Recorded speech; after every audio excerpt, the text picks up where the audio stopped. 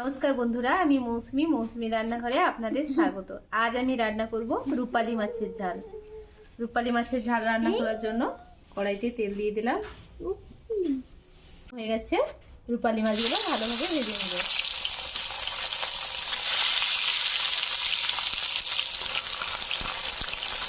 বড়ি ভেজে নেব, আলু ভেজে নেব,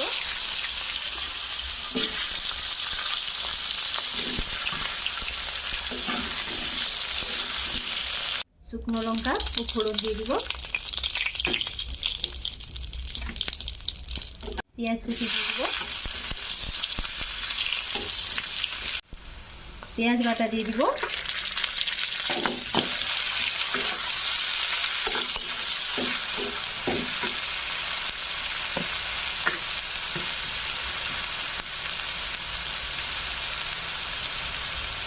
এক চামচ লঙ্কার গুঁড়ো দিয়ে দিব,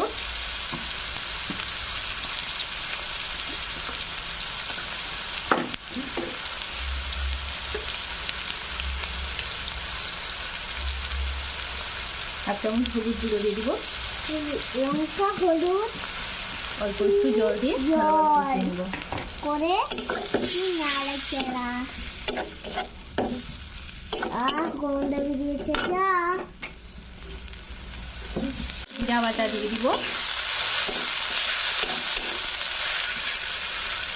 ভেজে রাখা আলু ও বড়ি দিয়ে দিব। বড়ি কাঁচা আলু পড়ে গেল, আলু দিয়ে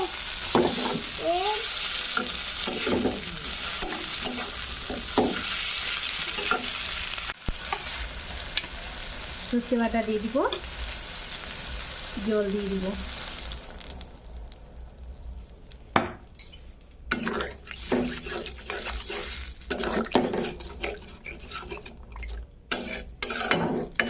স্বাদ মতো নুন দিয়ে দিব। কিছুক্ষণ ঝোল ফুটতে দিব। এইভাবে সেদ্ধ হয়ে গেছে, এবার ভেজে রাখা রূপালী মাছগুলো দিয়ে দিব।